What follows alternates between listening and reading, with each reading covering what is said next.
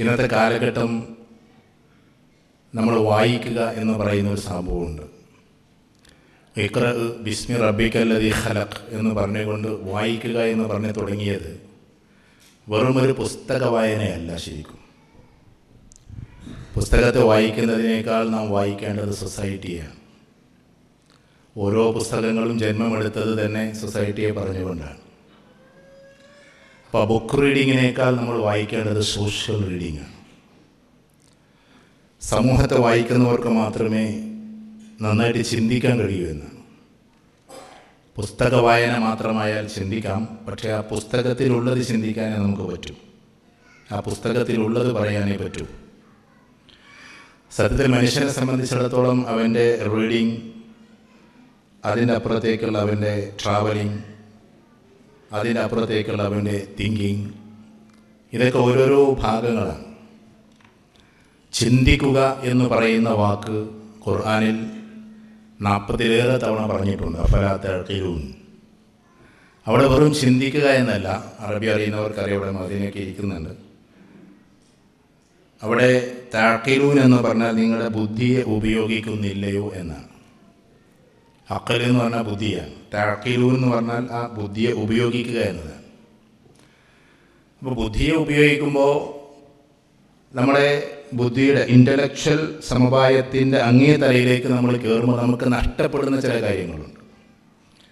അപ്പോൾ അഖലിനെ കുറിച്ച് പറഞ്ഞതിനേക്കാൾ കൂടുതലായിട്ട് കാരുണ്യത്തെക്കുറിച്ച് പറഞ്ഞിട്ടുണ്ട്. അത് നമ്മുടെ ഇമോഷണൽ ഇൻ്റലിജൻസാണ്. അപ്പോൾ ഇമോഷണലിയുള്ള റീഡിങ് വേറെയാണ്, അപ്പോൾ ഇൻ്റലക്ച്വൽ റീഡിങ് വേറെയാണ്, ഇമോഷണൽ റീഡിങ് വേറെയാണ്, സോഷ്യൽ റീഡിങ് അതിനനുബന്ധമാണ്. ഇങ്ങനെ എല്ലാം കൂടി കഴിയുമ്പോഴാണ് നമ്മൾ നന്നായിട്ട് ചിന്തിക്കുന്ന ഒരു മനുഷ്യനായി മാറുന്നത്. അപ്പോൾ വായന പല രീതിയിലുണ്ട്, ചിന്തകൾ പല രീതിയിലുണ്ട്. ഈ ലോകത്തിലെ ഏറ്റവും വലിയ പൊസിഷൻ ഏതാണ്? ഈ സദസ്സിൽ ആർക്കെങ്കിലും പറയാൻ പറ്റും ഈ ലോകത്തിലെ ഏറ്റവും വലിയ പൊസിഷൻ ഏതാണ്? ഇന്ന് MGMൻ്റെ പരിപാടി ആയതുകൊണ്ട് പെൺകണ്ണുകളുടെ ഭാഗത്തുനിന്ന് പറയട്ടെ, ഈ ലോകത്തിലെ ഏറ്റവും വലിയ പൊസിഷൻ ഏതാണ്? ഡോക്ടർ ആവലാണോ, എഞ്ചിനീയർ ആവലാണോ? ആര്? ടീച്ചർ. വേറെ? പാരന്റ്. പിന്നെ പിന്നെ നല്ല മനുഷ്യനാവുക. ഈ ലോകത്തിലെ ഏറ്റവും വലിയ പൊസിഷൻ ഒരു ദാഴിയാവലാണ്. എല്ലാ പ്രവാചകന്മാരെയും അയച്ചത് അതിനു വേണ്ടിയിട്ടാണ്. അവർ നല്ല പാരൻ്റ് ആവും, അവർ നല്ല ഭർത്താവാകും, അവർ നല്ല മക്കളാവും. മനുഷ്യൻ്റെ അൾട്ടിമേറ്റ് എയിം നമ്മളെല്ലാവരും പ്രബോധകരാവുക എന്നതാണ്. 1.25 ലക്ഷത്തോളം വരുന്ന പ്രവാചകന്മാരെ കുറിച്ച് പറയുമ്പോൾ അവരെ എത്ര നിസ്കരിച്ചു എന്നോ, എത്ര നോമ്പ് നോറ്റു എന്നോ, എത്ര പ്രാവശ്യം ഹജ്ജ് ചെയ്തോ എന്നൊന്നും കണക്കുകൾ ഖുർആനിൽ എവിടെയില്ല. ഒരു വരിയെങ്കിലും എവിടെയെങ്കിലുമൊക്കെ സൂചിപ്പിക്കാമായിരുന്നു.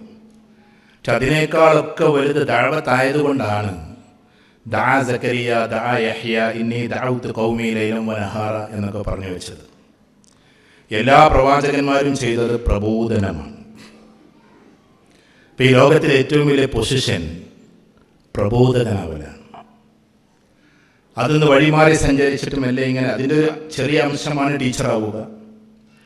അപ്പോൾ പ്രബോധകനാവുക എന്ന് പറഞ്ഞാൽ നമ്മുടെ മുമ്പിലുണ്ടാകുന്നത് പ്രബോധിതരായിരിക്കും.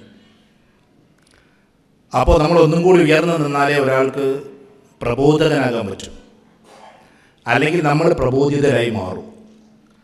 നമ്മൾ ദാഴികൾ അല്ലെങ്കിൽ പിന്നെ നമ്മൾ ദഅവത്ത് ചെയ്യപ്പെടുന്ന ആളായി മാറും. അങ്ങനൊരു വിശേഷണം അവിടെയുണ്ട്. അപ്പോൾ നമ്മെ സംബന്ധിച്ചിടത്തോളം റബ്ബന ഹബ്ലന മിൻ അസ്വാജിന എന്നൊക്കെ പറഞ്ഞിട്ട് പറയുന്ന വാക്കെന്താണ്? മുത്തഖീന ഇമാമ എന്നല്ലേ? റബ്ബന ഹബ്ലന മിൻ അസ്വാജിന വദുർരിയാതിന ഖുർറത അഅ്യുനിൻ വജഅൽനാ ലിൽ മുത്തഖീന ഇമാമ. അവിടെ ഇമാമാവുക എന്ന് പറയുന്നൊരു കാര്യമുണ്ട്. ഇമാമാവുക എന്ന് പറഞ്ഞാൽ വെറുതെ ഒരു ഇമാമത്ത് നിൽക്കലല്ല അവിടെ ഉദ്ദേശിക്കുന്നത്. ഒരു ലീഡറായി മാറുക എന്നതാണ്, ഒരു സോഷ്യൽ റിഫോമറായി മാറുക എന്നതാണ്. സമൂഹത്തിൽ എന്തെങ്കിലുമൊക്കെ ഒരു അടയാളപ്പെടുത്തൽ നമ്മുടെ ഭാഗത്തു നിന്നുണ്ടാവുക എന്നതാണ്. ഇന്നൊരു പ്രസംഗമായിട്ട് അങ്ങനെ ഞാൻ ഉദ്ദേശിക്കുന്നില്ല. കാരണം ഇതൊരു അങ്ങനത്തെ ഒരു ടോപ്പിക് ആയതുകൊണ്ട് നമ്മൾ മനസ്സിനോട് സംവദിക്കാനാണ് ആഗ്രഹിക്കുന്നത്. വേറൊരു ഇൻ്റലക്ച്വൽ ടൈപ്പിലുള്ള ഒരു പ്രസംഗം മാത്രം നടത്തി പോകാൻ ആഗ്രഹിക്കുന്നില്ല. അപ്പോൾ നമ്മളെല്ലാവരും ചെയ്യേണ്ടുന്ന ഒരു പണി ഒന്ന് ഉയർന്നു നിൽക്കലാണ്. ഉയർന്നു നിൽക്കണമെങ്കിൽ നമുക്ക് അത്ര വിശാലമായൊരു കാഴ്ചപ്പാടുണ്ടാവണം. നമ്മളെപ്പോഴും ഇങ്ങനെ ഉയർന്നു നിൽക്കുന്നു എന്ന ധാരണ നമുക്കുണ്ടാകരുത്. അഹങ്കാരമോ അഹംഭാവമോ അഹന്തയോ ഇല്ലാത്ത കൂട്ടിയുള്ളതെല്ലാം ഉണ്ടാവുകയും വേണം, കൂട്ടിയുള്ളതെല്ലാം അവസാനിക്കുകയും വേണമെന്ന് പറയാറുണ്ട്. കൂട്ടിയുള്ളത് എന്ന് പറഞ്ഞാൽ ഒന്ന് അറിവായി നിൽക്കുന്നത് അത്ര നല്ലതല്ല, അത് വിവരമായി മാറണം. അപ്പോൾ കൂട്ടിയിലേക്ക് നമ്മൾ വരണം. അറിവ് വിവരമാകുമ്പോഴാണ് കാര്യമുണ്ടാകുക, അല്ലെങ്കിൽ അറിവ് നമ്മൾ അഹന്തയിലേക്ക് കൊണ്ടുപോകും. എൻ്റെ പേരിൻ്റെ പിന്നിൽ നിങ്ങൾ മേൽപ്പത്തൂർ എന്ന് കാണുന്നുണ്ട്. സത്യത്തിൽ ഞാനല്ല മേൽപ്പത്തൂർ, നാരായണ ഭട്ടതിരിപ്പാടിൻ്റെ പേരാണ് മേൽപ്പത്തൂർ നാരായണ ഭട്ടതിരി. അദ്ദേഹത്തിൻ്റെ മുഴുവൻ പേര് പരമപൂജനീയ ആദിതീർത്ഥ ജഗദ്ഗുരു ശ്രീ മഹാജിപതി മേൽപ്പത്തൂർ നാരായണ ഭട്ടതിരി സ്വാമികൾ എന്നാണ്. അദ്ദേഹം നല്ല അറിവുള്ള ആളായിരുന്നു, സംസ്കൃതത്തിൽ വലിയ പണ്ഡിതനായിരുന്നു. അദ്ദേഹം ജ്ഞാനപ്പാന എന്ന് പറയുന്ന കൃതി എഴുതിയ അതിമനോഹരമായി മലയാളിയെ ത്രസിപ്പിച്ച പൂന്താന മഹാകവിയുടെ ഗുരുവായിരുന്നു, സമകാലികനായിരുന്നു. പക്ഷെ അദ്ദേഹത്തിനുണ്ടായതെല്ലാം അറിവ്, അഹന്ത, അഹങ്കാരം, അഹംഭാവം, അജ്ഞത, ഇതെല്ലാം കഴിഞ്ഞിട്ട് ഒരു അജ്ഞതയിലേക്ക് മാറാനാണ്. അതായിരുന്നു എന്ന് പിന്നീട് പറഞ്ഞു വെക്കുന്നുണ്ട്. അദ്ദേഹത്തിൻ്റെ അഹങ്കാരവും ഇതെല്ലാം പോയത് പൂന്താനം അദ്ദേഹത്തെ വന്ന് കണ്ടതിന് ശേഷം അദ്ദേഹത്തിൻ്റെ മുഖത്തേക്ക് ജ്ഞാനപ്പാന എടുത്തെറിഞ്ഞിട്ടാണ് എന്ന് പറഞ്ഞു വെക്കുന്നുണ്ട്. അപ്പോൾ പൂന്താനത്തിനുണ്ടായത് വിവരമായിരുന്നു, വിജ്ഞാനമായിരുന്നു, വിനയമായിരുന്നു, വിവേകമായിരുന്നു. കൂട്ടിയുള്ളതെല്ലാം നമ്മളിലേക്ക് അടുക്കുമ്പോഴാണ് നമ്മൾ നല്ലൊരു മനുഷ്യനാകുന്നത്. കൂട്ടിയുള്ളതെല്ലാം അടുക്കുമ്പോൾ നമ്മൾ അറിയാതെ എവിടെയോ എത്തിയെന്ന് നമുക്ക് തോന്നിപ്പോകും. അപ്പോൾ ഒരു പ്രബോധകൻ എപ്പോഴും ഒരു പണ്ഡിതനല്ല. പണ്ഡിതൻ എന്ന് പറയുന്നത് മാത്രം, പണ്ഡിതന്മാരെല്ലാം പ്രബോധകന്മാരല്ല, പ്രബോധകരെല്ലാം ചിലപ്പോൾ പണ്ഡിതന്മാരായിരിക്കും. എല്ലാ നബിമാരും പ്രവാചകന്മാരല്ല, എല്ലാ നബിമാരും മുർസലീങ്ങളല്ല, എല്ലാ മുർസലീങ്ങളും പ്രവാചകന്മാരാണെന്ന് പറയുന്നത് പോലെ എല്ലാ പ്രവാചകന്മാരും മുർസലീങ്ങളല്ല. അമ്പിയാവ് വേറെയാണ്, മുർസൽ വേറെയാണ്. ഇതേപോലെ എല്ലാ ദാഴികളും അത്യാവശ്യം അറിവൊക്കെ ഉണ്ടാവും.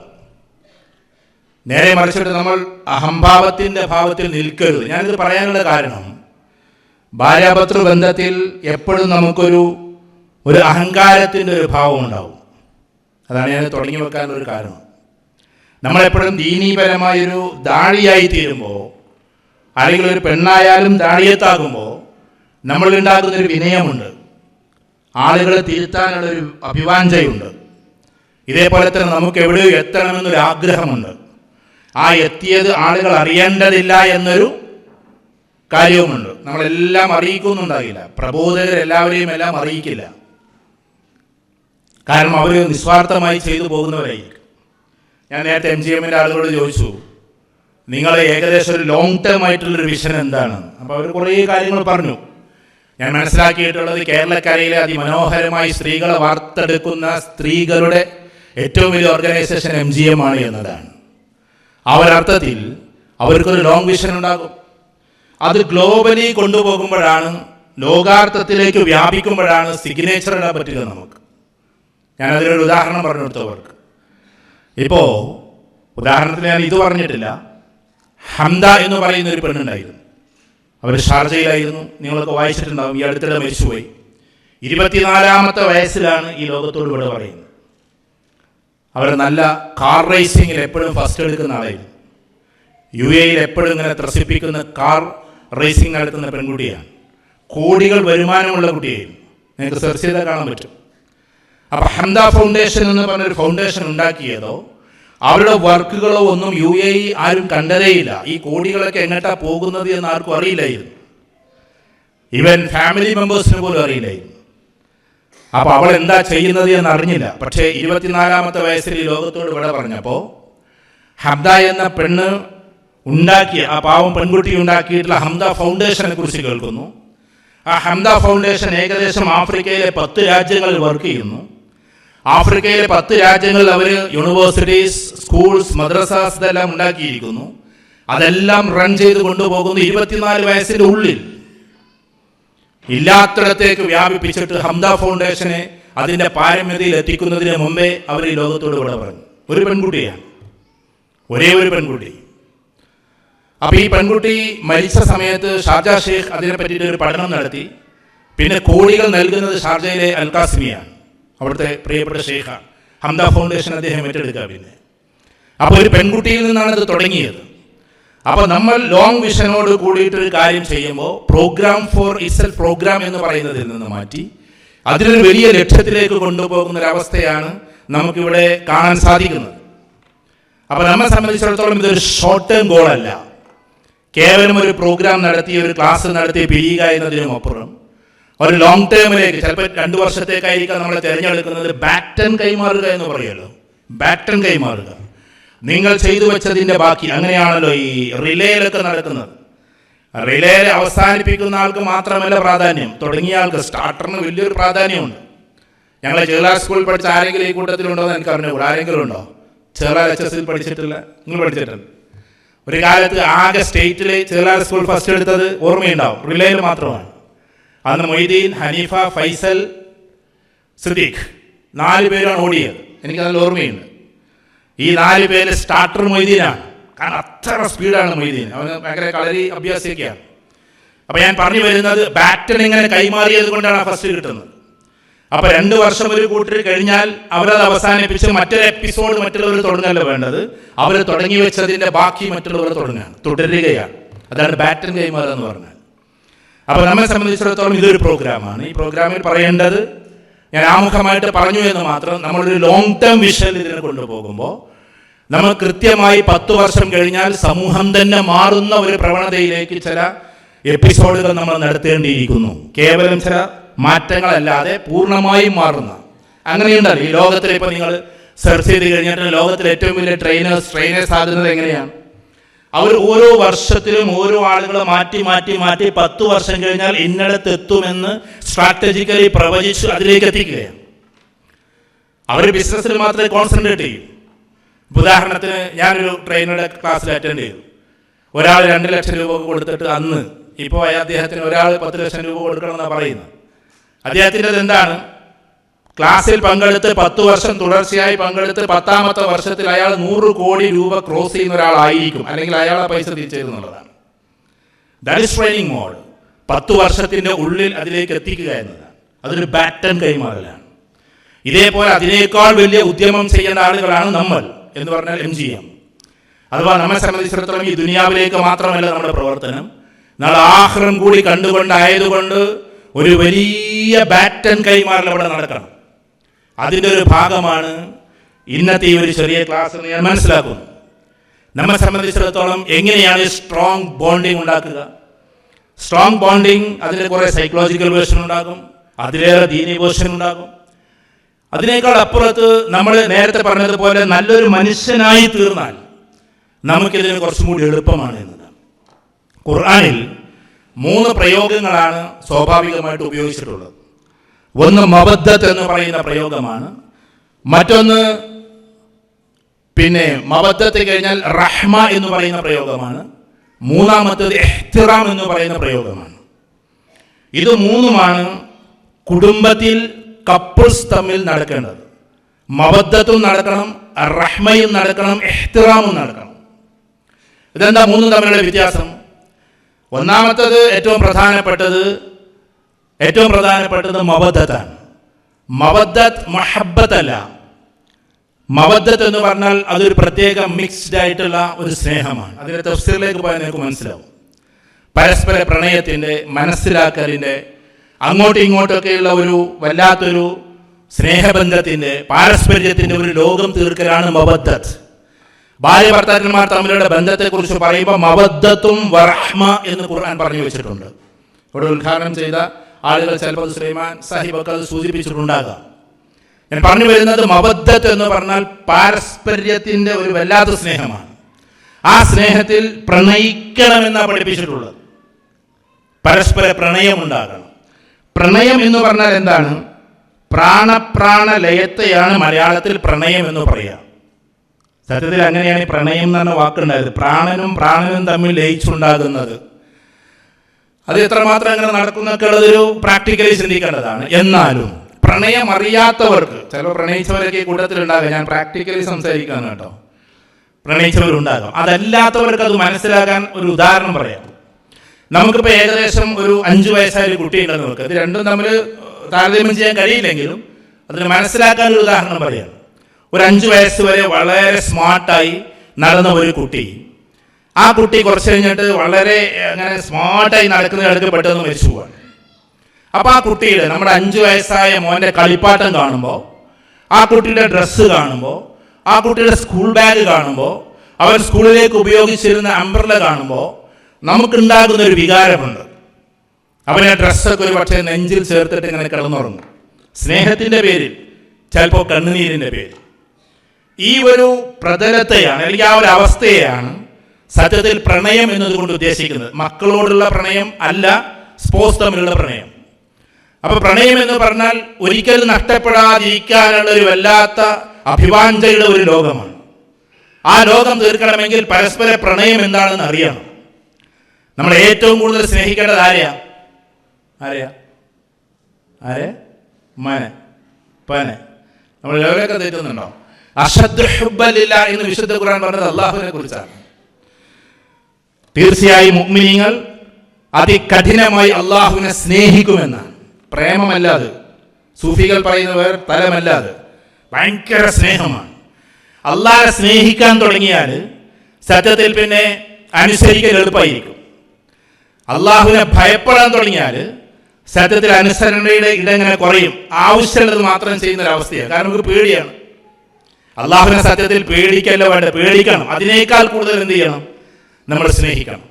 ഉദാഹരണത്തിന് ഇപ്പോൾ ഒരു ദിവസം നോമ്പ് തോൽക്കണം, ഇപ്പോൾ വ്യാഴാഴ്ച നോമ്പ് തോൽക്കണം, അല്ലെങ്കിൽ തിങ്കളാഴ്ച നോമ്പ് തോൽക്കണം എന്ന് തോന്നിയാൽ സ്നേഹമുണ്ടെങ്കിലേ അത് നമുക്ക് നോക്കാൻ പറ്റൂ. പേടിയോട് കൂടിയിട്ട് ഇപ്പോൾ എന്തായാലും നമ്മൾ തിങ്കളാഴ്ച നോമ്പ് തോൽക്കാൻ സാധിക്കൂല, അല്ലേ? തഹജ്ജുദിന് എഴുന്നേൽക്കണമെങ്കിൽ പേടിയേക്കാൾ കൂടുതൽ എന്ത് വേണം? അള്ളാഹു എന്തായാലും തഹജ്ജുദിന് എഴുന്നേറ്റില്ലെങ്കിൽ സൃഷ്ടിക്കൂലല്ലോ എന്നൊരു മനസ്സ് നമ്മളുള്ളിലുണ്ട്. പക്ഷേ ഇപ്പോ ഏകദേശം ഇവിടെ ഇപ്പൊ 4:45 അല്ലേ ബാങ്ക്?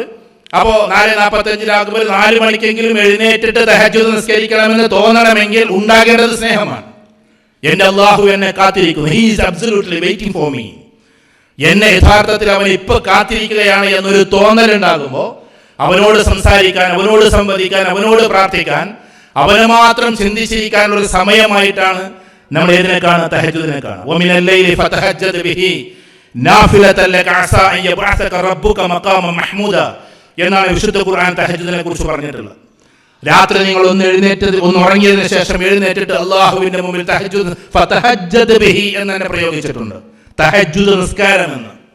ബാക്കി എല്ലാ നിസ്കാരത്തെ കുറിച്ചും ഖുർആൻ പറഞ്ഞിട്ടില്ല. അപ്പോ തഹജ്ജുദ് നിസ്കാരത്തെ കുറിച്ച് വ്യക്തമായി ഫതഹജ്ജദ് ബിഹി നാഫിലതൻ ലക അസാ അൻ യബ്അസക റബ്ബുക മഖാമൻ മഹ്മൂദ, അല്ലാഹു നിങ്ങളെ ഉന്നതമായ ഒരു മഖാമിലേക്ക് വിനിയോഗിച്ചേക്കാം. അസാ എന്ന വാക്കാണ് അവിടെ. അസാ അൻ യബ്അസക റബ്ബുക മഖാമൻ മഹ്മൂദ. ഇത് അല്ലാഹു സുബ്ഹാനഹു വ തആല അല്ലാഹുവിന്റെ റസൂൽ സ്വല്ലല്ലാഹു അലൈഹി വസല്ലമയോട് പറഞ്ഞ വാക്കാണ്. എന്ന് പറഞ്ഞാൽ നിങ്ങളെ ഉന്നതമായ ഒരു സ്ഥാനത്തേക്ക് നിയോഗിക്കണമെങ്കിൽ നിങ്ങൾ തഹജ്ജുദ് നിസ്കരിക്കണം എന്നൊരു അർത്ഥം കൂടി അതിലുണ്ട്. അപ്പൊ അതുകൊണ്ട് തഹജ്ജുദ് നിസ്കരിക്കുക എന്നത് അള്ളാഹുവോടുള്ള അദമ്യമായ ഒരു സ്നേഹത്തിന്റെ ഭാഗമാണ്. എല്ലാവരും കിടന്നുറങ്ങുമ്പോൾ നമ്മുടെ ബോഡി ഉറക്കം വേണമെന്ന് അത്യാവശ്യം പറയുമ്പോൾ സൈക്കോളജിക്കലി ലാസ്റ്റ് എപ്പിസോഡാണ് ഉറക്കത്തിന്റെ. അത് രാവിലെ എഴുന്നേൽക്കുന്നതിന് മുമ്പുള്ള സമയം എന്ന് പറഞ്ഞാൽ ലാസ്റ്റ് എപ്പിസോഡാണ്. അതിന്ന് എഴുന്നേൽക്കുക കുറച്ചും കൂടി പണിയാണ്. ഇപ്പൊ നമ്മൾ രാത്രി 10 മണിക്കൊന്ന് ഉറങ്ങി 10:30 എഴുന്നേൽപ്പിച്ചാൽ വലിയ കുഴപ്പമൊന്നുമില്ല, 11 മണിക്ക് പിന്നെയും കിടക്കാം. പക്ഷേ ഇത് ലാസ്റ്റ് എപ്പിസോഡിന്റെ സമയത്ത് എഴുന്നേൽപ്പിക്കുക എന്ന് പറഞ്ഞാൽ അതൊരു വല്ലാത്ത ഇടങ്ങേറുള്ള ഒരു പരിപാടിയാണ്. ആ സമയത്തിലേക്ക് നമ്മൾ എത്തണമെങ്കിൽ അങ്ങേയറ്റത്തൊരു സ്നേഹം ഉണ്ടാകണം. റസൂലുള്ളാഹി സ്വല്ലല്ലാഹു അലൈഹി വസല്ലമയെ ഇത്തിബാ ചെയ്യാനും പറഞ്ഞു, ഇതാഅത്ത് ചെയ്യാനും പറഞ്ഞു. ഇത്തിബാ വേറെയാണ്, ഇതാഅത്ത് വേറെയാണ്, അല്ലേ? ഖുർആനിൽ 2 വാക്കുണ്ട്, അത്തിഉല്ലാഹ വഅത്തിഉർ റസൂൽ. നിങ്ങൾ അല്ലാഹുവിനെ അനുസരിക്കണം, അല്ലാഹുവിന്റെ റസൂലിനെ അനുസരിക്കണം. ഖുൽ ഇൻ കുൻതും തുഹിബ്ബൂനല്ലാഹ ഫത്തബിഊനി യുഹിബ്ബുകുമുല്ലാഹ്. അവിടെ ഇത്തിബാ ചെയ്യാനാ പറയുന്നത്. ഖുൽ ഇൻ കുൻതും തുഹിബ്ബൂനല്ലാഹ്, നിങ്ങൾ അല്ലാഹുവിനെ സ്നേഹിക്കുന്നുവെങ്കിൽ പ്രഖ്യാപിക്കുക അല്ലാഹുവിന്റെ റസൂലേ. പറയുക എന്നല്ല ഖുലിന്റെ വാക്ക്. ഖുൽ എന്നാണ് വെറൊരു പറച്ചിലല്ല, പ്രഖ്യാപനമാണ്. ഖുൽ, നബിയെ പ്രഖ്യാപിക്കുക. എന്ത് പ്രഖ്യാപിക്കണം? നിങ്ങളെങ്ങാനും അള്ളാഹുവിനെ സ്നേഹിക്കുന്നുവെങ്കിൽ ഖുൽ ഇൻ കുൻതും തുഹിബ്ബൂനല്ലാഹ് ഫത്തബിഊനി, അത് ഇതാഅത്തല്ല, ഫത്തബിഊനി, ഇത്തിബാ ചെയ്യണം. ഇത്തിബാ എന്ന് പറഞ്ഞാൽ അനുകരിക്കണമെന്നാണ്. ഇതാഅത്ത് എന്ന് പറഞ്ഞാൽ അനുസരിക്കണമെന്നാണ്. അനുകരണം വേറെ, അനുസരണം വേറെ. അനുസരിക്കൽ എളുപ്പമാണ്, അനുകരിക്കൽ കുറച്ച് പ്രയാസമാണ്. ഇത് നമുക്ക് അനുകരിക്കാനാണ് പണി. ഫത്തബിഊനി യുഹിബ്ബുകുമുല്ലാഹ്, നിങ്ങൾ പരസ്പരം എന്തായിരിക്കണം? വളരെ അങ്ങേയറ്റം ഹുബ്ബുള്ളവരായിരിക്കണമെങ്കിൽ, അഥവാ അള്ളാഹുവോട് സ്നേഹമുണ്ടാകണമെങ്കിൽ റസൂലുള്ളാഹിയെ നിങ്ങൾ ഇത്തിബാ ചെയ്യണം. ഒരു സ്ഥലത്ത് പറയുന്നു അത്തിഉല്ലാഹ വഅത്തിഉർ റസൂൽ, നിങ്ങൾ അള്ളാഹുവിനെ അനുസരിക്കണം, അവന്റെ റസൂലിനെയും അനുസരിക്കണം. വേറെ സ്ഥലത്ത് പറയുന്നു അനുസരിച്ചാൽ മാത്രം പോരാ, അനുകരിക്കണം. അനുകരിക്കണം ഇത്തിബാ എന്ന വാക്കാണ്. Just follow me, blindly follow me, blindly obey me എന്ന ബ്ലൈൻഡ്ലി ഉണ്ടല്ലോ, ആ ഒരു അവസ്ഥയുടെ പേരാണ് ഇത്തിബാ. അത് കുട്ടികളോട് പറഞ്ഞ പെട്ടെന്ന് മനസ്സിലാവും. അവർ മെസ്സിയെ അനുകരിക്കുന്നത് കാണുമ്പോൾ നമുക്ക് മനസ്സിലാവും, അവർ നെയ്മറിനെ അനുകരിക്കുന്നത് കാണുമ്പോൾ നമുക്ക് മനസ്സിലാവും. കാരണം യാതൊരു ഇതും അതിൻ്റെ ഇടയിലില്ല, യാതൊരു തടസ്സവും ഇല്ല. ഇപ്പോൾ ഒരു സ്റ്റൈൽ ഇറങ്ങിയിട്ടുണ്ട്. എന്താണ്? ഈ സൈഡ് ഒന്നാകെ വടിച്ചിട്ട് ഇവിടെ മാത്രം ഇങ്ങനെ നിർത്തുന്ന, അതിപ്പോൾ 2 ആഴ്ചയായിട്ടുള്ള ഇറങ്ങിയിട്ടെന്നാണ് എൻ്റെ ഒരു ധാരണ. അല്ലെങ്കിൽ ചിലപ്പോൾ ഒരു മാസമൊക്കെ ആയിട്ടുണ്ടാവും. അതൊരു കളിക്കാരൻ കെട്ടിയപ്പോഴേക്ക് അങ്ങനെ ആക്കുകയാണ് എല്ലാവരും കൂടി. പിന്നെ ഞാനിപ്പോൾ ജസ്റ്റ് ഇന്നലെ എയർപോർട്ടിലൂടെ വരുമ്പോൾ കുറേ ആൾക്കാരുടെ മുടി ഇങ്ങനെയാണ്, ഇവിടെ ഫുള്ള് വെട്ടുന്നത്. അത് ഇന്റർനാഷണലി ഉള്ള കോഡാണ്. അപ്പോൾ ഇന്റർനാഷണൽ പ്ലെയറുടെ കോഡാണ്. അപ്പൊ ഇത്തിബാ ചെയ്യാൻ ആളുകൾക്ക് എത്ര വലിയ ആഗ്രഹമാണെന്നറിയോ? പക്ഷേ വേറൊരു സാധനം പറയുന്നുണ്ട്, സ്വന്തം പേഴ്സണാലിറ്റി നഷ്ടപ്പെടുമ്പോഴാണ് സത്യത്തിൽ നമ്മൾ മറ്റുള്ളവരെ വല്ലാണ്ട് അനുകരിക്കാൻ നോക്കുക. റസൂലുള്ളാഹി സ്വല്ലല്ലാഹു അലൈഹി വസല്ലം അനുകരിക്കുക എന്നത് അതൊരു സുപ്രീം ലെവലിലുള്ള പവർഫുൾ ആയിട്ടുള്ള ഒരു ഫോളോവേഴ്സിന് വേണ്ടിയിട്ട് അല്ലാഹു സുബ്ഹാനഹു വ തആല പറഞ്ഞയച്ചത് കൊണ്ടാണ് നമ്മൾ അനുസരണം എന്നതിനേക്കാൾ അനുകരണം എന്ന് പറയുന്നത്. അതിൻ്റെ ഒരു ഭാഗമായിട്ട് തന്നെയാണ് വിശുദ്ധ ഖുർആനിൽ ഭാര്യ ഭർത്താക്കന്മാർ തമ്മിൽ എന്തു വേണമെന്ന് പറഞ്ഞത്? സ്നേഹിക്കണമെന്ന് പറഞ്ഞത്. അള്ളാഹുവിനെ സ്നേഹിക്കണമെന്ന് പറഞ്ഞ, റസൂൽ സല്ലല്ലാഹു അലൈഹി വസല്ലമയെ സ്നേഹിച്ച് ഇത്തിബാ ചെയ്യണമെന്ന് പറഞ്ഞ അതേ ഖുർആനിൽ തന്നെ പറയുന്നു നിങ്ങൾ പരസ്പരം പ്രണയിക്കണമെന്ന്. ആര് തമ്മിൽ? നിങ്ങൾ ഉറങ്ങണം. ആര് തമ്മിൽ? ഭാര്യ ഭർത്താക്കന്മാർ തമ്മിൽ പ്രണയിക്കണമെന്ന് ഇതേ ഖുർആൻ തന്നെ പറയുന്നു. ഏത് ഖുർആനാണോ നമ്മളോട് അള്ളാഹുവിനെ അതികഠിനമായി പ്രണയിക്കുന്നവരാണ്, സ്നേഹിക്കുന്നവരാണ് അവര് എന്നുള്ള വാക്ക്, ഈ പ്രണയവും സ്നേഹവും പറയുമ്പോൾ സത്യത്തിൽ ഇഷ്ടവും സ്നേഹമാണ് ഉള്ളത്. ഇഷ്ടം എന്ന് പറഞ്ഞാൽ എന്താ? നിങ്ങൾ ഭയങ്കര സീരിയസ് ഓഡിയൻസ് ആണല്ലോ പഠിച്ചാൽ. ഇഷ്ടം എന്ന് പറഞ്ഞാൽ എന്താ? സ്നേഹം എന്ന് പറഞ്ഞാൽ എന്താ? Light of love, light love, അതാണ് ഇഷ്ടമെന്നോ? Like and love. ആ ലൈക്കും ആവാം, ലവ്, അതന്നെ ലൈക്ക് ലവ്, അതാണ് ഇഷ്ടവും സ്നേഹവും എന്ന് പറഞ്ഞാൽ. What are the differences between like and love? I like this എന്ന് പറയുന്നതും ഐ ലവ് എന്ന് പറയുന്നതും തമ്മിൽ വ്യത്യാസമുണ്ട്. എന്താ അതിന്റെ അർത്ഥം? വളരെ സിമ്പിളായി പറഞ്ഞാൽ, ഉള്ളപ്പോൾ നൽകുന്നതിന്റെ പേര് ഇഷ്ടമെന്നും ഇല്ലാത്തപ്പോൾ നൽകുന്നതിന്റെ പേര് സ്നേഹമെന്നുമാണ്. എന്തൊക്കെ അയാളീ പറഞ്ഞതെന്നല്ലേ? ഉള്ളപ്പോൾ നൽകുക എന്ന് പറയാം. നമുക്ക് ഇങ്ങനെ പോകാം, കുറച്ച് ചിരിച്ചിട്ടും കളിച്ചിട്ടും കാട്ടും. നിങ്ങൾ സീരിയസ് ആയിട്ട് ഇരിക്കുക, ഞാൻ സീരിയസ് ആയിട്ട് പറയാം. അതിന്റെ കാര്യമില്ലല്ലോ. ഇപ്പൊ ഉദാഹരണത്തിന് ഈ പൂവിനെ നമ്മൾ ഇഷ്ടപ്പെടുന്നു. ഇതിവിടെ ഇങ്ങനെ നിൽക്കുന്നതുകൊണ്ട് നമുക്ക് തന്നെ ഉദാഹരണം കൊടുക്കാമല്ലോ. ഈ പൂവിനെ നമ്മൾ ഇഷ്ടപ്പെടുന്നു. എന്തുകൊണ്ട്? ഇത് വർണ്ണാഭമാണ്, സുഗന്ധം കാണാനില്ല, ചിലപ്പോൾ സൗഗന്ധികവുമാണ്. മനസ്സിലായോ? സൗഗന്ധികമാണ്, വർണ്ണാഭമാണ്. ഇത് രണ്ടും കൊണ്ടുമാണ്. ഇനി സ്വർഗത്തിലെ പൂവിന് ഒരു വ്യത്യാസം കൂടിയുണ്ട്. അതിന്റെ വ്യത്യാസം സുഗന്ധം മാത്രമല്ല, കളർ മാത്രമല്ല, വേറെന്താ വ്യത്യാസം? അതീതൊന്നും നോക്കണില്ലേ? എന്താ വ്യത്യാസം? ഒരിക്കൽ അദ്ദേഹത്തോടെ പറഞ്ഞോണ്ട് നോക്കുമെന്ന് തോന്നരുത്. ഞാൻ ചെറുപ്പക്കാരനല്ല, ഞാനിപ്പോഴും ചെറുപ്പമാണ് കേട്ടോ. ഞാൻ പറഞ്ഞത് ഒരു 17 വയസ്സുള്ള സമയത്ത് വിദ്യാർത്ഥിയായിരിക്കെ മാതൃഭൂമിയിലേക്ക് ഒരു ലേഖനം എഴുതാണ്. ഞാനല്ല, എഴുതുന്ന ആൾ വേറെയാണ്, എഴുതുന്ന ആൾ ഞാനും, പറയുന്ന ആൾ വേറെയാണ്. നിങ്ങൾക്കൊക്കെ പേരറിയാം, സമദാനി സാഹിബാണ്. സമദാനി സാഹിബിനോട് പറയുക എഴുതോട്, ഞാൻ പറയാമെന്ന് പറഞ്ഞു. അങ്ങനെ എഴുതുക. അപ്പോൾ ഞാൻ അദ്ദേഹത്തിൻ്റെ വിദ്യാർത്ഥിയാണ് അന്ന്, പ്രീ ഡിഗ്രിക്കാരൻ. അപ്പോൾ ഞാനിങ്ങനെ എഴുതുമ്പോൾ എന്നോട് പറഞ്ഞു പുഷ്പഗോധ്യാനത്തിലെ എന്ന് എഴുതാൻ പറഞ്ഞു. പുഷ്പഗോധ്യ, റമദാനെ പറ്റി എഴുതുന്നത് കേട്ടോ. അപ്പോൾ പുഷ്പകോദ്യാനം എന്ന് ഞാൻ എഴുതി. കുറച്ച് പണിയാണ് ഈ പുഷ്പകോദ്യാനം എന്നൊക്കെ എഴുതാൻ. അതെഴുതി. അങ്ങനെ പറഞ്ഞ വിട്ട് എന്നിട്ട് പറഞ്ഞു പുഷ്പജോദ്യാനത്തിലേന്ന് എഴുതിക്കാളെന്ന് പറഞ്ഞു. അപ്പം ഞാൻ എഴുതുമ്പോൾ പുഷ്പജോദ്യാനം എഴുതുന്നതിനെ പറഞ്ഞു ഇങ്ങനൊരു വാക്ക് മലയാളത്തിലുണ്ടോ എന്ന് ചോദിച്ചു. വെറുതെ ചോദിച്ചാണ്. വെറുതെ പറഞ്ഞ കുഞ്ചനും തുഞ്ചനൊക്കെ വാക്കൊക്കെ കൊടുക്കണം, ഒന്നിൻ്റെ വാക്യം കേൾക്കട്ടെ പറഞ്ഞു. അപ്പം ഞാൻ പറഞ്ഞു അതെങ്ങനെ നടക്കാമെന്ന് ചോദിച്ചു. ഏതായാലും ചുരുക്കി പറഞ്ഞാൽ എഴുതി കൊടുത്തയച്ചു. മാതൃഭൂമി ഇതേ വർത്താനം. അവിടെ നിന്ന് മറ്റേ ഫോണേ ഉള്ളൂ, ഇത് ഇറങ്ങിയിട്ടില്ല, നമ്മളെ മൊബൈൽ ഇറങ്ങിയിട്ടില്ല. ആ ഫോണിൽ വിളിച്ചിട്ട് പറഞ്ഞു പുഷ്പജോദ്യാനം എന്നൊരു വാക്ക് കാണുന്നുണ്ട്, സത്യത്തിൽ പുഷ്പകോദ്യാനം എന്നാണ് വാക്ക്. അപ്പോൾ സംവിധാനി സാഹിബ് എന്താ ചെയ്യേണ്ടത് അവിടെ വിളിച്ചു. അപ്പോൾ എൻ്റെ ഉള്ളിലുള്ളൊരു സന്തോഷം നിങ്ങൾക്ക് അറിയണ്ടേ, കാരണം മാതൃഭൂമിയുടെ അഭിപ്രായം എൻ്റെ അഭിപ്രായമാണ്. അപ്പം അദ്ദേഹം പറഞ്ഞു അവിടെ നിന്നൊരു വാക്ക്. എൻ്റെ ഒരു ഗുരുനാഥനായതുകൊണ്ട് ആദരിച്ചുകൊണ്ട് പറഞ്ഞോട്ടെ, ചിലർക്കൊക്കെ ചില രാഷ്ട്രീയപരമായി വിയോജിപ്പൊക്കെ ഉണ്ടാവും, അതൊന്നുമല്ല എൻ്റെ ഇവിടുത്തെ ഘടകം. അദ്ദേഹം പറഞ്ഞത് ഈ പുഷ്പകോദ്യാനം എന്ന് പറഞ്ഞാൽ ശിവൻ താണ്ഡവമാടുന്ന ഉദ്യാനമാണ്. പക്ഷേ സ്വർഗത്തെക്കുറിച്ചാണ് ഞാൻ റമദാനിൽ എഴുതാൻ പോണത്, മനസ്സിലായോ? അപ്പോൾ ശിവന്റെ താണ്ഡവമാടുന്ന ഉദ്യാനവും ഈ പറഞ്ഞ സാധനം കൂടി എന്തില്ല, യോജിപ്പില്ല. അതുകൊണ്ട് പുഷ്പകോദ്യാനത്തിന് ചിലപ്പോൾ വാക്കുണ്ടോ ഇല്ല അതൊന്നും എനിക്ക് അറിഞ്ഞുകൂടാ. പുഷ്പജോദ്യാനം എന്ന് പറഞ്ഞാൽ ഹദീസിൽ വരുന്നുണ്ട് പൂക്കൾ തിളങ്ങുക കൂടി ചെയ്യുമെന്ന്. സ്വർഗത്തിലെ പൂവിൻ്റെ വ്യത്യാസം മണം മാത്രമല്ല, നിറം മാത്രമല്ല, അതെന്ത് ചെയ്യും,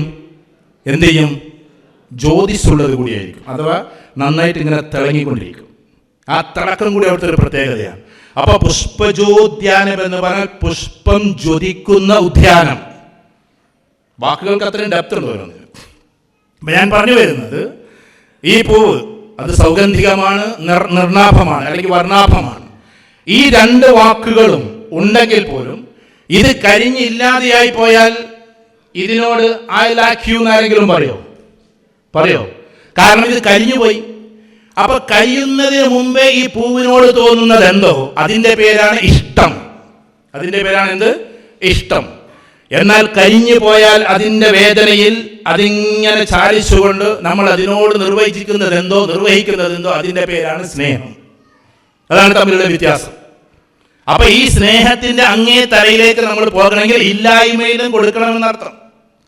ഇല്ലായ്മയിലും നമ്മൾ നൽകണം. ഉദാഹരണത്തിന് ഭർത്താവിന് വയസ്സായി അല്ലെങ്കിൽ ഭാര്യ പാരലൈസ്ഡായി, ആ സമയത്ത് നമ്മൾ നൽകുന്നത് എന്തോ അതിൻ്റെ പേരാണ് മബദ്ദത്ത്. അതോട് കൂട്ടിച്ചേർത്ത് പറഞ്ഞ് പറ്റേയില്ലാതെയായാലും നീ ആ സ്നേഹം നിലനിർത്തുക തന്നെ ചെയ്യണം. അതിൻ്റെ പേരാണ് റഹ്മത്ത്, അതിൻ്റെ പേരാണ് കാരുണ്യം. അഥവാ കരുണയും സ്നേഹവും ഒന്നിച്ചു വേണം. അപ്പൊ ഈ സ്നേഹം എന്ന് പറഞ്ഞാൽ എന്താണ്? ഇല്ലാത്തപ്പോഴും ഭർത്താവിന്റെ സമ്പത്ത് നഷ്ടപ്പെട്ടു, ഖത്തറിലെ ജോലി നഷ്ടപ്പെട്ടു, 7,000, 8,000 അല്ലെങ്കിൽ 10,000 ദിർഹമൊക്കെ സാലറി ഉണ്ടായിരുന്നു, സുഭിക്ഷമായി നമ്മൾ കഴിയുകയായിരുന്നു. ആ കഴിയുന്നിടത്ത് നിന്ന് അദ്ദേഹത്തിന്റെ ജോലി നഷ്ടപ്പെട്ടിട്ട് ഇന്നുള്ള വലിയ ഒരു ഫ്ലാറ്റിൽ നിന്ന് നമ്മൾ ഏക റൂമിലേക്ക് മാറി. ആ സമയത്തും അദ്ദേഹത്തിനോട് നഷ്ടപ്പെടാതെ കാത്തു സൂക്ഷിക്കുന്നത് എന്തോ അതിൻ്റെ പേരാണ് ഈ പറയുന്ന റഹ്മത്ത്, കാരുണ്യം. അപ്പൊ നഷ്ടപ്പെടും തോറും കൂടുതൽ ഇഷ്ടം തോന്നുന്നതിൻ്റെ പേരാണ് റഹ്മത്ത്. നഷ്ടപ്പെടും തോറും കൂടുതൽ ഇഷ്ടം തോന്നുന്ന ഒന്നിൻ്റെ പേരാണ് റഹ്മത്ത്. സദഖ കൊടുക്കുന്നതൊക്കെ കാരുണ്യത്തിന്റെ ഭാവമാണെന്ന് പറയുന്നത് അതുകൊണ്ടാണ്. ഇൻഡെപ്ത് മീനിങ് ഉണ്ട് അതിന്. എന്ന് വെച്ചാൽ നമ്മൾ കൊടുത്തു കഴിഞ്ഞാൽ നമുക്ക് നഷ്ടപ്പെടുന്നു. ആ നഷ്ടപ്പെടുന്നതാണ് പിന്നെ നമ്മുടെ ഇഷ്ടം. അതാണ് അവനും ഇഷ്ടം. അല്ലാതെ കൂമ്പാരമാക്കി വെക്കുന്നതല്ല എനിക്കിഷ്ടം. ആ ഇഷ്ടത്തേക്കാൾ നല്ലത് നഷ്ടപ്പെടലാണ് എന്ന ഇഷ്ടമാണ്.